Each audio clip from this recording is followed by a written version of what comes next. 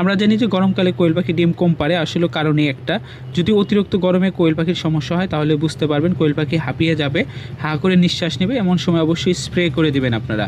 আলহামদুলিল্লাহ নিচে দুটো ডিম পেড়ে রেখে দিয়েছে দেশি মুরগি।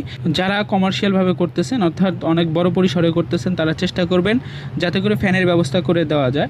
যদি আমরা ফ্যানের ব্যবস্থা করে দিতে পারি তাহলে কোয়েল পাখি থেকে ডিম ভালো পাওয়া যাবে ইনশাল্লাহ, আশা রাখা যায়।